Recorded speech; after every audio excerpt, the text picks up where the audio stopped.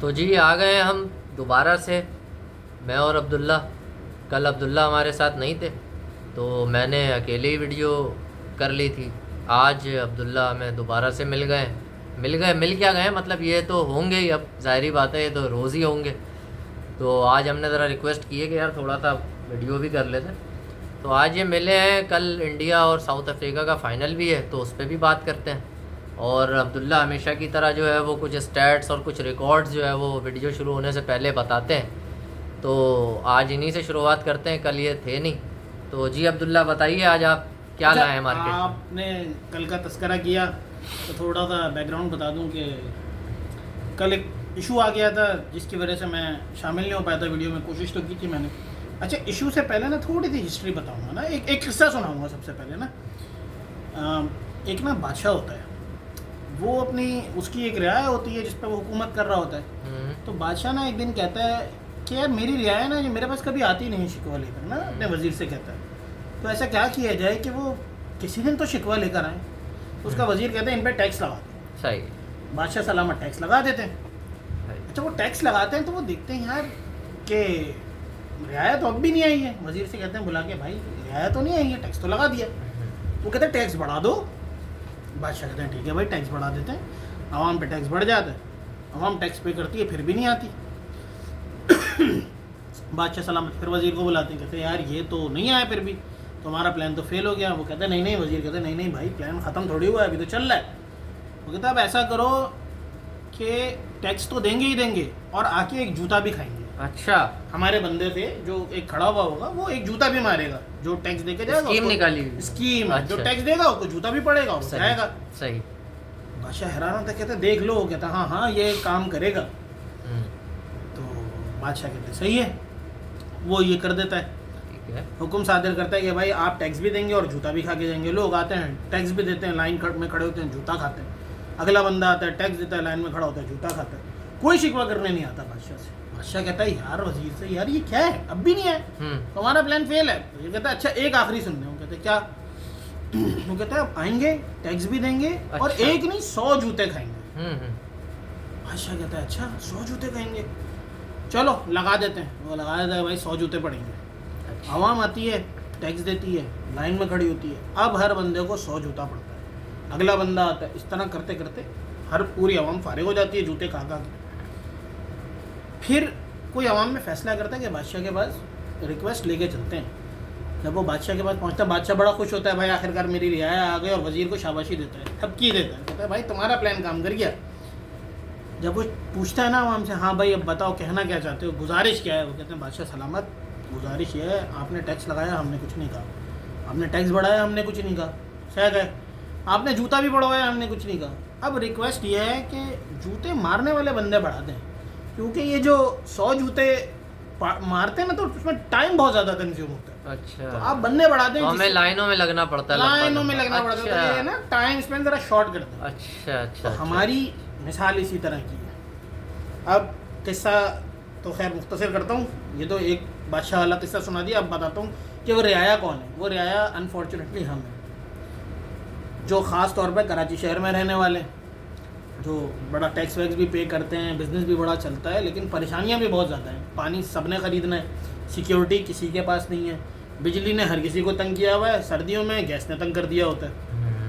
अब कल मेरे साथ ये हुआ, जब हम वीडियो पे आए लाइट चली गई। आधे घंटे बाद किसी तरीके से आ गई, मैंने आपको फिर से लाइन पे लिया, लाइव हुए, 5 मिनट बाद फिर चली गई। वो जो समझ लें 12:45 से लाइट गई है, वो सुबह 4 बजे तक गई रही है। ओह।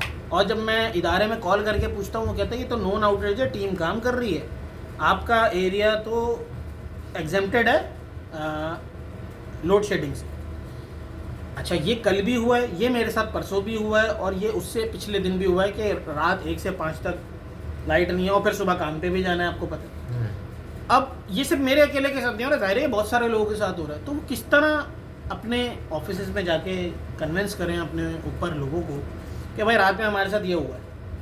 कोई ये बात सुनने को थोड़ी तैयार होता है। जब आप जॉब पे होते हो तो आपने जॉब करनी होती है, आपने अपनी प्रोडक्टिविटी शो करनी होती है। जो रात में सोएगा नहीं वो प्रोडक्टिव कैसे रहेगा? हाँ, ये आपका मतलब ये वैसे वो सब कहते हैं ना, ये आपका जाती मामला है ना। नहीं नहीं, ये जाती नहीं है, ये पूरा शहर शहर है। नहीं, मैं ये कह रहा हूँ कि अगर आप ऑफिस में कोई एक्सक्यूज दोगे तो वो ये बोलेंगे आपका ये निजी मामला है। ये आपका निजी मामला है भाई। ऑफिस में हमें प्रोडक्टिविटी चाहिए आपसे, तो खैर कभी हमें पानी के मसले होते हैं, कभी बिजली के मसले होते हैं, तो भाई हम अल्लाह बस क्या बोलें, ऐसे शहर में रह रहे हैं जहाँ ये सारे मसले हमें देखने पड़ते हैं और इसी में ज़िंदगी गुजारनी पड़ती है। सुनाई कोई नहीं है हमारी। हाँ 20,000 घर का बिल आया हुआ है और इस बार एक्सपेक्ट कर रहा हूँ शायद इससे भी ज़्यादा आएगा, क्योंकि उन्होंने पहले ही एक हुक्मनामा सादिर कर दिया बादशाह सलामत ने कि फ्यूल एडजस्टमेंट लग जाएगी पिछले साल से। तो देख लें आप फिर क्या बिल होगा। अच्छा इसके साथ एक किस्सा और भी सुनाऊंगा आप लोगों को, ज़रा था बहुत छोटा, फिर मैच पे भी बात करेंगे। हमने बड़ी मेहनत करके या हिम्मत करके एक काम शुरू किया। हुमैद भाई भी हमारे साथ ही हैं उसके अंदर। बड़ी छोटी सी शॉप है, कुछ मशीनें हैं जो गैस पे चलती हैं, दुकान में सिर्फ लाइटें हैं और 2 पंखे हैं। और माशाल्लाह से हमारा बिल जो है ना शॉप का वो 64,000 आया है। हम अभी इसी चीज़ में लगे हुए हैं कि हम अपनी सेल बढ़ाएं, अपनी मार्केटिंग करें, ये करें वो करें, और इतना बड़ा बिल देखकर जाहिर है किसी का भी दिल दहलेगा। तो ये तो आलम है कि हम काम भी नहीं कर सकते, हम सो भी नहीं सकते, हमें पानी के लिए भी भागना है।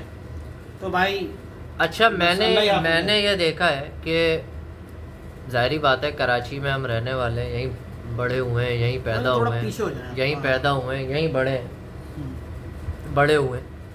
तो जो इस शहर में रहता है, जो इस शहर में बड़ा हुआ है, वो इस शहर में काम नहीं कर सकता।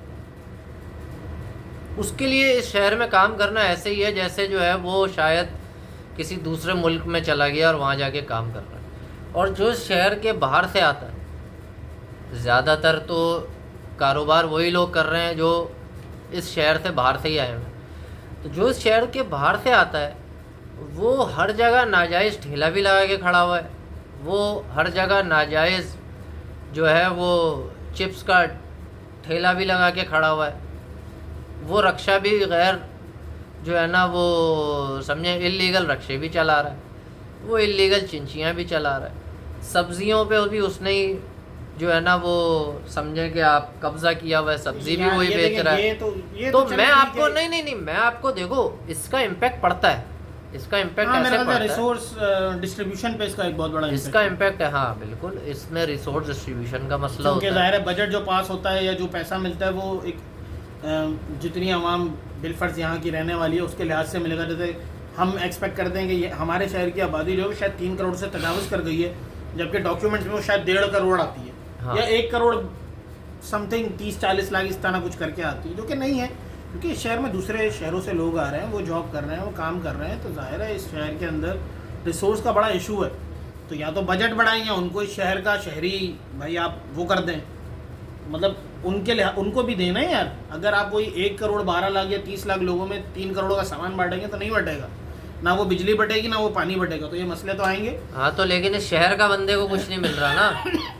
ठीक है यार, ये तो एक वाली बात है, इस पे तो नहीं हम तो ताज्जुब करेंगे। नहीं मैं इस पे बात नहीं करना चाहूँगा, मैं इस पे नहीं करूँगा ताज्जुब वाली बात। मैं तो ताज्जुब सबका मुल्क है भाई, सबका शहर है, लेकिन जो प्लानिंग करने वाले हैं उनको सोचना चाहिए कि फिर वो सबको इसके अंदर काउंट भी करें। खैर ये तो हो गई यार, आप भी थी, इसको तो चलें जाने दें।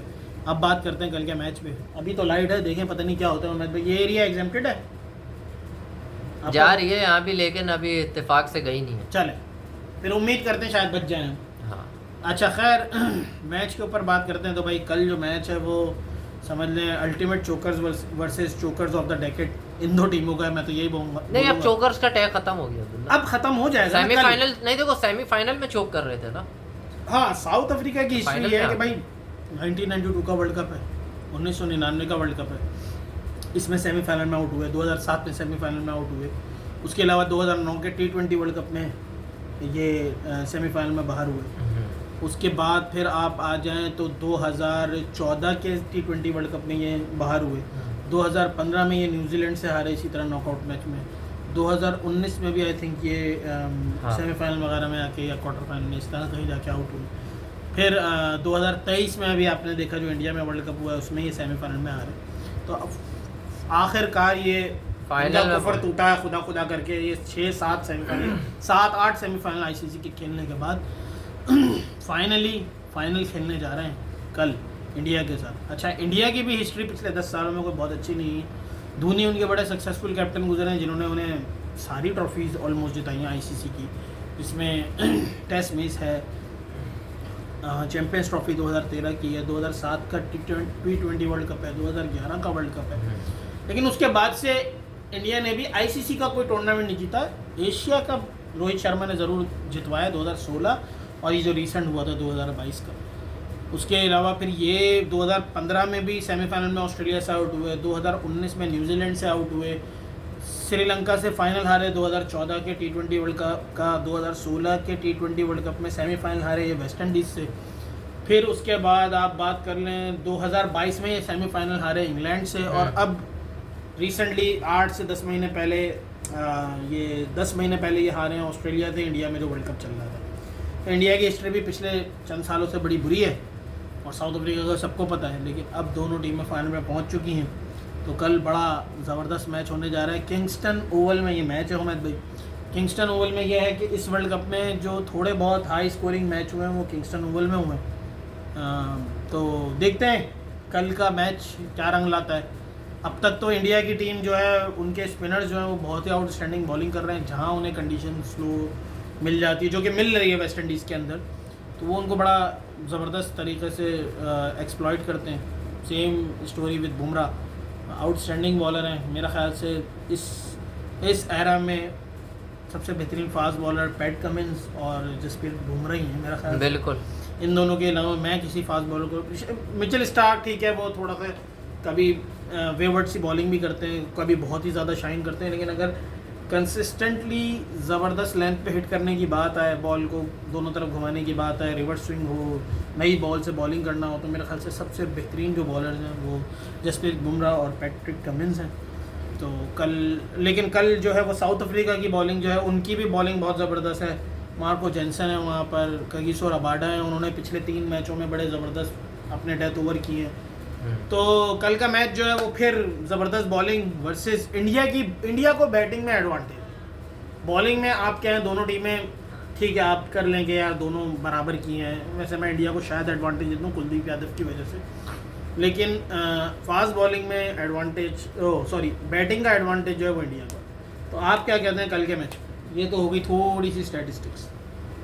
अच्छा, मुझे जो कल का मैच है ना, इसमें मैं कुलदीप, ठीक है, मैं दोनों टीमें बराबर हैं, दोनों टीमें बराबर इन द सेंस है कि इंडिया की बॉलिंग अभी तक समझो अभी उस तरह टेस्ट नहीं हुई है जिस तरह अब होनी चाहिए। सही है, सही है। अब इंडिया ने रन ज़्यादा बना दिए थे, 170 रन सेमीफाइनल के अंदर, और दूसरी तरफ जो थी वो इंग्लैंड की टीम थी, जो कि स्लो सरफेस के ऊपर जो है ना वो बिल्कुल डिसीव हो जाती है, क्योंकि जैसी विकेट स्लो हो जाएगी इंग्लैंड की टीम जो है ना वो ढेर हो जाएगी। जैसी विकेट वो बैट पे बॉल इजीली आता रहेगा, वो खेलते रहेंगे, उनके रन चलते रहेंगे। तो खैर अब ये है कि दोनों टीमें बराबर हैं। साउथ अफ्रीका की जो बॉलिंग लाइन है उन्होंने उनको मैच जितवा के दिए हैं पूरे वर्ल्ड कप में थ्रू आउट। सही है, साउथ अफ्रीका की बैटिंग उस तरह क्लिक नहीं हुई है, इंडिया की बैटिंग उस क्लिक हुई है। बॉलिंग सपोर्ट कर रही है, बैटिंग जो रन्स बैटिंग बना देती है ना तो उसको सपोर्ट कर रही है। तो इंडिया ने मेरे ख्याल से 2 बार सबसे ज़्यादा रन बना दिए। हाँ, इंडिया ने सबसे क्लोज गेम हमारे ग्रुप के, हाँ नहीं, इंडिया ने जो सबसे वर्ल्ड कप का क्लोज गेम खेला है ना वो हम ही से खेला है। हाँ, बाकी जगहों पर उन्होंने बड़े इजीली रन जो है ना वो कर दिए। इसके बाद साउथ अफ्रीका जो है उन्होंने सिर्फ एक आखिरी मैच जो है अफगानिस्तान को वो 1 साइडेड मारा है, वरना सारे मैचेस में उन्होंने बड़े फंसे हुए मैचेस निकाले। उनको देखें, आप क्रेडिट दें उनके बैट्समैनों को भी, उनके बॉलर्स को तो देना ही है, उनके बैट्समैनों ने भी कहीं ना कहीं से मैच निकाला है। लेकिन देखो साउथ अफ्रीका जो जीता है ना वो जीता है अपनी बॉलिंग लाइन, हाँ, बॉलिंग उनकी बॉलिंग। और आप कोई भी टूर्नामेंट जीतते हैं ना वो आप जीतते हैं बॉलर्स की वजह से, बैट्समैन की वजह से नहीं जीतते हैं आपको टूर्नामेंट। बॉलर्स आपके अच्छे जब परफॉर्म करते हैं तो आप टूर्नामेंट जीत जाते हैं। तो मुझे कल उम्मीद है साउथ अफ्रीका की किसी ना किसी तरह बॉलिंग जो है वो कोई अच्छा परफॉर्म करेगी। इंडिया की बैटिंग वर्सेस साउथ अफ्रीका की बॉलिंग, ये है बेसिकली कल क्लैश। अगर साउथ अफ्रीका की बॉलिंग ने जल्दी आउट कर दिया तो हो सकता है कि इंडिया जो है वो उतना जल्दी आउट ना कर सके, क्योंकि साउथ अफ्रीका की बैटिंग लाइनअप भी बहुत लंबी है। सही है, और जैसे ही आप बोर्ड के ऊपर स्कोर नहीं होगा तो जाहिर बात है बैट्समैन के ऊपर इतना प्रेशर भी नहीं होगा, एडेड प्रेशर कम होगा। फिर साउथ अफ्रीका पहली बार फाइनल के अंदर आया है। सही है, तो उनको अभी ये नहीं है कि हम किसी तरह वर्ल्ड कप जीत जाएं। उनको अभी पहले ये था कि यार हमने जो है ना अपना वो जो चोकर्स का जो वो अटैक था वो ब्रेक कर दिया उन्होंने, और फाइनल में आ गए वो। अब सारा प्रेशर इंडिया के पास है, क्योंकि इंडिया जो है वो 4-5वीं दफ़ा जो है वो फाइनल इसकी स्टेज के ऊपर आ चुकी है और अभी तक जीती नहीं है 2011 के बाद से। तो उनके ऊपर ये प्रेशर है। 13 में वो चैंपियंस ट्रॉफी जीते, उसके बाद से नहीं हाँ, जीते। उसके बाद नहीं जीते। अच्छा, उसके बाद जो है वो एक प्रेशर और भी है कि ये हो सकता है रोहित शर्मा और कोहली दोनों की लास्ट जो है ना कोई वर्ल्ड कप कोई कैंपेन हो, तो एक वो भी प्रेशर है कि यार हमने जो है ना अच्छा परफॉर्म करना है। फिर कोहली का बैट नहीं चल रहा है अभी तक, रोहित शर्मा लास्ट 2 गेम्स में अच्छा परफॉर्म कर चुके हैं, हो सकता है कि उनका फेलियर ड्यू है अब उनके ऊपर इस मैच में।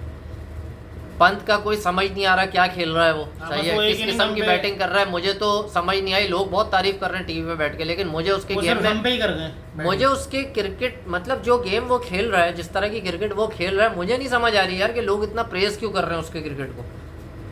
मतलब जैसी क्रिकेट वो खेल रहा है ना, इस तरह की क्रिकेट फवाद आलम टेस्ट में खेलता है।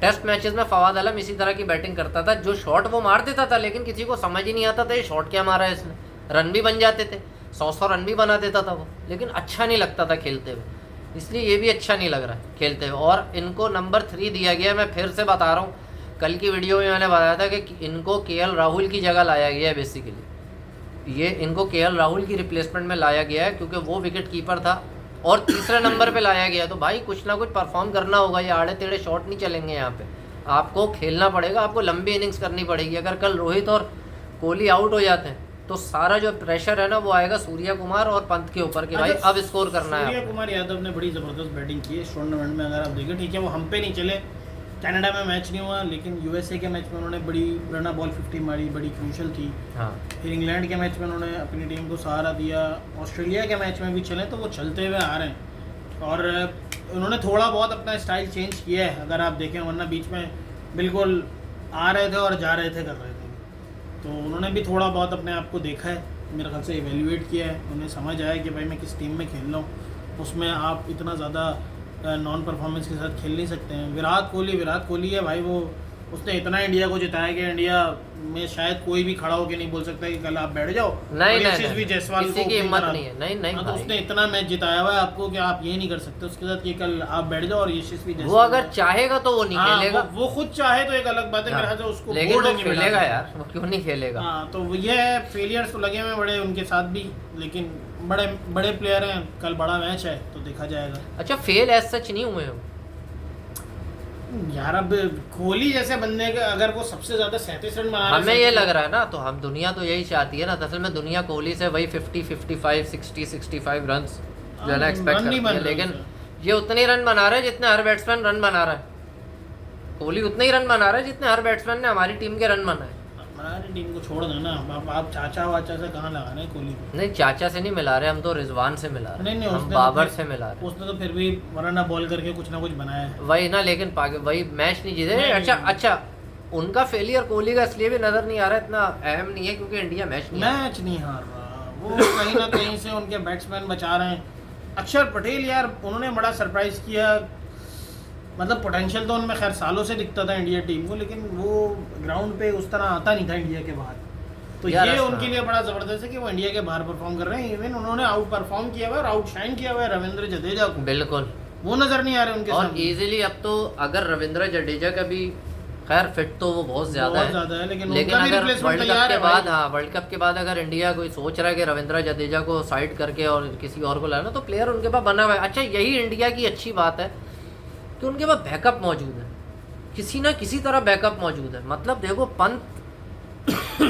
पंत की रिप्लेसमेंट क्या पड़ी, मतलब तीसरे नंबर की रिप्लेसमेंट पड़ी संजू सैमसन, शुभमान गिल, उसके बाद नहीं, मतलब अगर मैं KL राहुल, कीपर जो है श्रेयस अय्यर, और कीपर नहीं है, लेकिन कीपर ना हो ना, कीपर ना हो, मैं तो कीपर की बात कर रहा हूँ ना कि पंत का कीपिंग में रिप्लेसमेंट संजू सैमसन है, और वो ध्रुव क्या नाम है उनका, जो टेस्ट में अभी बड़ी जबरदस्त बैटिंग की है यार, ईशान किशन है यार, उसके बाद पड़ा हुआ है वहाँ पे। आप ये देखो पोटेंशियल कितना बैक पे पड़ा हुआ है यार, मतलब इजीली 2 टीमें, अभी दूसरी टीम भी बना दो ना अगर जो घर पे बैठी हुई है, तो वही वो वर्ल्ड कप में फाइट दे दे। ये बात किसी ने किसी जमाने में हार्दिक पांड्या ने कही थी तो लोगों ने बड़ा मजाक उड़ाया था, लेकिन अगर आप वाकई में ऑन ग्राउंड देखें तो उसने सही बात की थी कि इंडिया अपनी B और C टीम से भी जीत सकता है।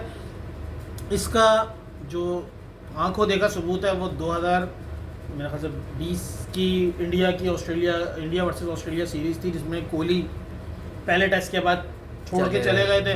37 रन पे इंडिया की टीम आउट हुई थी और उसके बाद रेस्ट हिस्ट्री, सबको पता है शिवम दुबे वगैरह ये लोग खेल रहे थे। रेहाने ने पूरी जो कैप्टनसी की थी। कभी उस टीम में एक एक करके सारे बॉलर इंडिया के लेट रहे थे। सिराज शमी भी बाहर हो गया था उसमें, बुमराह भी बाहर हो गया था, इवन अश्विन तक बाहर हो गया था, सारे नए बॉलर थे। रविंद्र जडेजा भी बाहर हो गया था, तीनों नए बॉलर। नटराजन खेल रहे थे, ये जिनका भी आपने नाम लिया सिराज खेल रहे थे, मेरे ख्याल से शिवम दुबे भी उसके अंदर थे। तो बड़ी नई टीम के साथ इंडिया ने वो सीरीज जीती थी, बड़ी नई टीम के साथ। तो इंडिया में है पोटेंशियल भाई, बहुत पोटेंशियल। मेरे ख्याल से इस पे तो कोई शुबा नहीं है। बैकअप सबसे बड़ा इस वक्त सबसे बड़ी बेंच इंडिया के पास है। अगर नहीं है किसी प्लेयर का बैकअप ना, तो यकीन माने वो हार्दिक पांड्या का नहीं है उनके पास। वैसा प्लेयर उनके पास नहीं है जो बॉलिंग भी बहुत मतलब अच्छी फास्ट बॉलिंग करता हो, क्रूशियल टाइम पे विकेटें निकालता हो, और जब टीम को ज़रूरत हो तो वो कहीं ना कहीं रन भी करके जाता है। पिछले मैच के अंदर 28 बॉलों पे 50 रन जो करके गए वो अक्षर पटेल, रविंद्र जडेजा और तीसरे जो थे वो आपके ये थे हार्दिक पांड्या। और हार्दिक पांड्या ने ऑलमोस्ट हर मैच में कहीं ना कहीं बैटिंग की। सिर्फ एक पाकिस्तान वाले मैच में वो बैटिंग नहीं कर पाए थे, लेकिन फिर वहाँ उन्होंने बॉलिंग से काम पूरा कर दिया था। जो वो हंसे थे शादाब को आउट करके, यूँ किया था उन्होंने। अब्दुल्ला सोचो रिंकू सिंह नहीं खेलना है, भी एक अलग कहानी है। हमारे पास इस तरह की चीज़ कोई डोमेस्टिक में दिख जाए ना तो हम पागल हो जाते हैं कि यार इसको खिला देंगे। और हम तो पीएसएल की बेस के ऊपर टीम बना देते हैं ना। आप देखो उसको नहीं लिया, अभिषेक वो जो उसका ओपनर था, क्या कौन सी टीम थी, लेफ्टी जो था, शर्मा, वो वर्ल्ड कप के बाद आएगा। वर्ल्ड कप के बाद आएगा ना यार। हम तो लेके चले जाते ना, हम तो ले जाते। वो तो बड़ा जबरदस्त प्लेयर है। खैर वो नहीं है, ऐसे लीथल प्लेयर टीम में नहीं है यार। और रोहित और कोहली पे भरोसा किया तो मतलब सीनियर प्लेयर पे भरोसा करके भेजा और वो परफॉर्म भी कर देते हैं। और अब मुझे लग रहा है कल कोहली फोड़ दे, बुरी तरह फोड़ देंगे। खैर ये तो हो गई इंडिया की टीम की एनालिसिस। अब बात करते हैं थोड़ी सी साउथ अफ्रीका की। साउथ अफ्रीका में देखें क्विंटन डिकॉक नो डाउट एक जैम है वो, हाँ, साउथ अफ्रीकन टीम के लिए। उसके बाद अगर मैं बात करूं क्विंटन डिकॉक, देखें उन पे बहुत उनकी टीम जो है ना वो रिलाय करेगी। एनरिच क्लासन बड़ा उभर के सामने है रिसेंट पास्ट में, ख़ास तौर पे जो उनकी कैपेबिलिटी है स्पिनर्स को मिड ओवर्स में थ्रैश करने की, तो वो शायद सेकंड टू नन है। उसके बाद अगर आप बात करते हैं डेविड मिलर, एक आध मैच जिताया उन्होंने, लेकिन आपको पता है ऑन डे वो क्या कर सकते हैं। वो उनमें वो कैपेबिलिटी है कि वो मैच को एक तरफा कर दें। उसके अलावा उनकी टीम में जो बहुत रिलायबल बैट्समैन है ना वो है एडन मार्करम। बड़ी डिफरेंट और डिफ़िकल्ट कंडीशंस में अगर कोई बैट्समैन है जिस पे साउथ अफ्रीका आंखें बंद करके रिलाय कर सकती है, जो उनकी नैया पार लगाएगी, वो है, उस बंदे का नाम है एडन मार्करम, जो उनका कैप्टन भी है। उनकी कैप्टनसी भी बहुत आउटस्टैंडिंग रही है। उसूलन आप एसोसिएट नहीं करते साउथ अफ्रीका से कि वो एट अ टाइम 2 स्पिनर्स खिलाएंगे, लेकिन आपको एडन मार्करम की कैप्टनसी में ये चीज़ भी नज़र आ रही है। या तो केशव महाराज खेलता है या तबरेज शमसी खेलता है। बहुत रेयर मैचेस होते हैं जिसमें दोनों खेलते हैं, लेकिन जब से सुपर 8 में आई है तो वो एडन मार्करम खुद बॉलिंग कर रहे हैं। एडन मार्करम खुद बॉलिंग कर रहे हैं, तो ये टीम भी कोई कम नहीं है। फिर मार्को जैनसन, आपने उनकी बॉलिंग तो बड़ी ज़बरदस्त देखी है इस वर्ल्ड कप में। एक आध मैच में उन्होंने थोड़ी एंड में आके बैटिंग भी की है, लेकिन मेरे ख्याल से 2023 का वर्ल्ड कप याद करें जब उन्होंने हेनरिच क्लासन के साथ मिलकर बड़ी बड़ी टीमों की कुटास लगाई है। इंग्लैंड के साथ बहुत ही बुरा किया था उन्होंने, तो पोटेंशियल तो वो बैटिंग में भी पूरा रखते हैं। केशव महाराज भी थोड़ा बहुत बल्ला वल्ला चला लेते हैं, ठीक है, बैट्समैन नहीं है लेकिन एक एंड कंट्रोल कर सकते हैं। हमें मैच हराया था उसमें केशव महाराज एंड में खड़े रह गए थे, जो लास्ट विकेट रह गई थी। केशव महाराज ने नवाज को मैच विनर को पीछे ग्लांस कर दिया था। 18 रन चाहिए थे, आखिरी विकेट थी, तो केशव महाराज रन बना गए थे। तो मैच ज़बरदस्त होने वाला है, मैच देखने लायक होने वाला है। देखते हैं कि कौन जीतेगा। हमें तो कोई प्रेडिक्शन करना चाहिए? प्रेडिक्शन नहीं, मैं थोड़ा सा ये बता दूं कि जो इंग्लैंड है ना उससे बैटिंग इनकी बेहतर है, क्योंकि क्लासन जो है ना वो स्पिन को बहुत अच्छा खेलते हैं, और वो फिर जब चलने पे आता है ना तो वो बॉलर्स की लाइन बदल देगा। अब जाहिर बात है, एक चाइना मैन अगर बॉलर लगा, फॉर एग्जाम्पल कुलदीप अगर कल खेलता है और कुलदीप पे अगर वो चार्ज कर देते हैं तो वो एक ही ओवर चार्ज करेंगे, अगले ओवर में फिर लाइन में बॉल नहीं होनी, क्योंकि चाइना मैन से फिर लाइन में बॉल नहीं होगी। उसको यही रहेगा कि यार मैं फुल टॉस ना कर दूं, मैं शॉर्ट ना कर दूं, मैं गलत ना कर दूं बॉल, तो एक ये चांस उनके पास रहेगा। लेकिन यार बहुत ही कुलदीप यादव के कमबैक के बाद यार बहुत ही ज़बरदस्त इम्प्रूवमेंट दिखाई दे रही है। पहले वो बड़ी लूपी बॉलिंग करते थे, लूपी लेग स्पिन, इसी तरह बाहर ही गुगली निकाल दी, लेकिन अब वो बड़े पेस के साथ, पेस वेरिएशन के साथ, हाई ट्रेजेक्ट्री, लो ट्रेजेक्ट्री, यार फास्टर असल वन, में देखो, स्लोअर मैं वन, तुम्हें बहुत जबरदस्त। देखो बिल्कुल बहुत अच्छी बॉलिंग कर रहे हैं, लेकिन मसला ये है कि उनको ना अभी तक किसी ने चार्ज नहीं किया।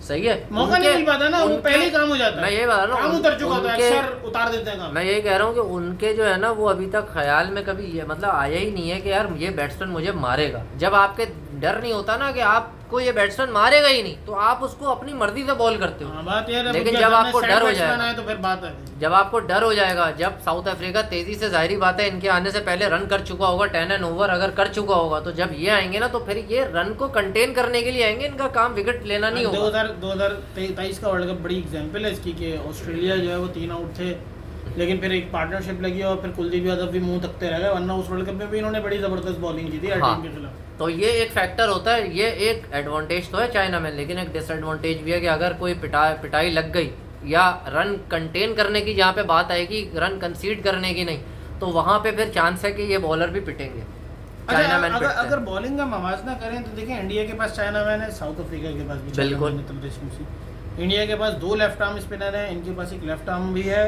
केशव महाराज की फॉर्म में, और अगर स्पिन को सपोर्ट मिलती है पिच पर तो फिर इनके पास एक ऑफ स्पिनर भी आ जाता है, वैरायटी ज़रा सी चेंज हो जाती है एडन मार्करम की सूरत में। वो भी बड़े चालाक बॉलर हैं, ऐसा नहीं है कि वो हलवा हैं। हाँ, टीम्स दोनों सेम है। हाँ, तो और अगर फास्ट बॉलर्स की बात करें तो वहाँ पे नोकिया हैं, रबाडा हैं, और तीसरे जो है मार्को जेनसन है, तो मुकाबला ज़बरदस्त होगा। और अभी कॉर्ड्सिया खेला नहीं है, वो तो खेला ही नहीं है, पूरे वर्ल्ड कप में नहीं खेला, उसकी जगह कोई नया लड़का खेल रहा था। I think स्टब्स ब्रैडमैन- को खिला रहे हैं ना। नहीं, एक फिर? वो फास्ट बॉलर खेल रहा था, ब्रैडमैन करके नाम था उसका, मैंने हाल अच्छा। उसकी ट्रेनिंग देखी। स्टब्स तो बैट्समैन है उनके।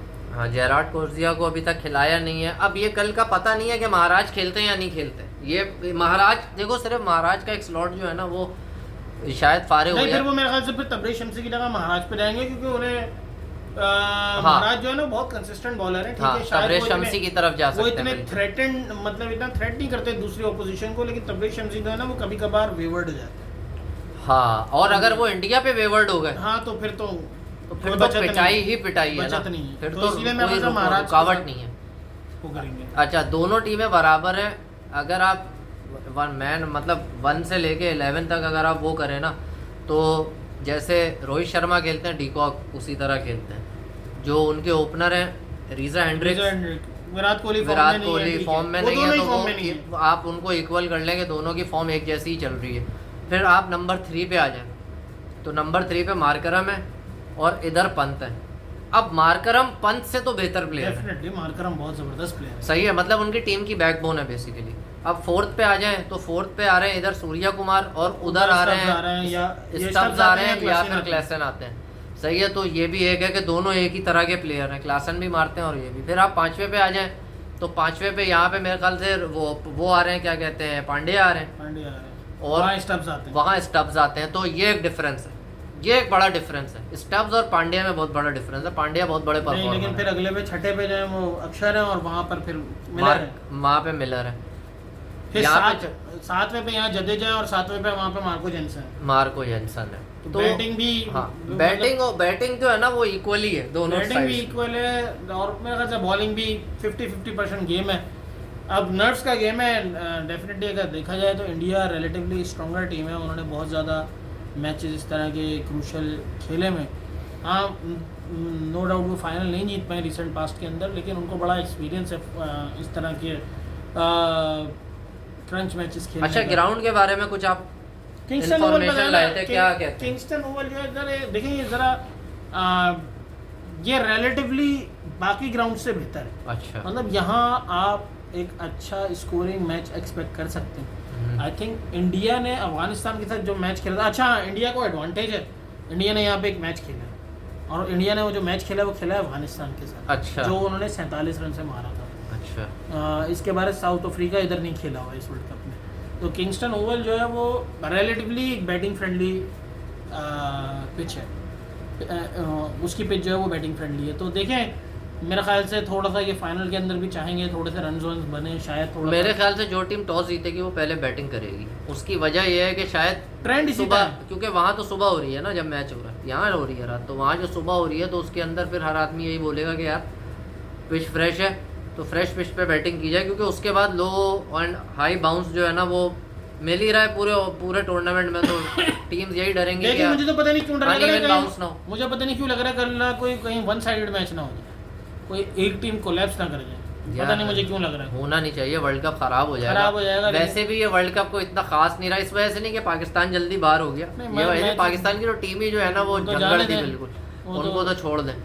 लेकिन मजा नहीं आया, मैचेस ही अच्छे नहीं हुए, क्योंकि जो क्राउड आ रहा है ना उसको ना छक्के दिखे इतने, ना चौके दिखे इतने। मैच सिर्फ साउथ अफ्रीका के सबसे जबरदस्त। कुछ बैट्समैन ने मारे, जैसे रोहित शर्मा छक्के मारते हैं तो उन्होंने मारे, सही है जब, और दूसरे जो है वो सूर्या कुमार वो मारते हैं, मारे हैं उन्होंने, वो दिख रहे हैं। उन्होंने भी क्या नाम है, क्विंटन डिकॉक ने भी, क्विंटन डिकॉक ने 1-2 इनिंग्स खेली हैं ऐसी जिसमें उसने बहुत अच्छा खेला, वरना मिलर उस तरह नहीं मार पाए।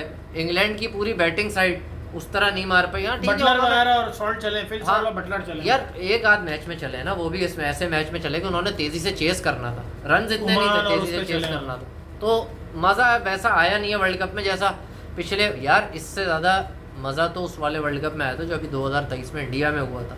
अरे वो तो बहुत अच्छा, इतने हाई स्कोरिंग मैचेस हुए थे, मतलब इतनी जबरदस्त बैटिंग पिचेस। 2022 के T20 वर्ल्ड कप में भी मजा आया था, वो भी हाई स्कोरिंग नहीं थे, लेकिन वो ऐसे थे कि बॉल और बैट के दरमियान बैलेंस था।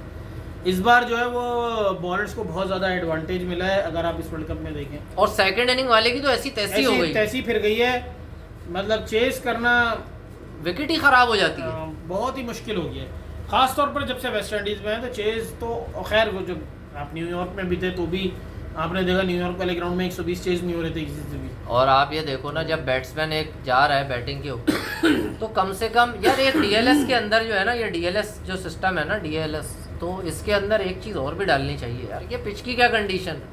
हाँ, डीएलएस के अंदर ये नहीं है, पिच की कंडीशन तो कम से कम डालो ना कि पिच की क्या कंडीशन है, ग्राउंड की क्या कंडीशन है, आउटफील्ड स्लो हो गई है, नहीं हो गई है, प्रेडिक्टर में भी ये चीज इंक्लूड नहीं, तो कम से कम ये चीज़ भाई डालनी चाहिए कि पिच जो है अगर वो ख़राब की तरफ जा रही है तो ऑब्वियसली रन जो टीम को गेट करने हैं वो भी कम होने चाहिए उस हिसाब से। और अगर आउटफील्ड स्लो हो गई है तो जाहिर बात है बॉल तेज़ी से बाउंड्री पे नहीं जाएगा, तो उसका भी कुछ ना कुछ मार्जिन उस साइड को देना चाहिए जो बैटिंग कर रही है। मतलब यार ये चीज़ें तो कम से कम फॉर्मूले में डालनी चाहिए।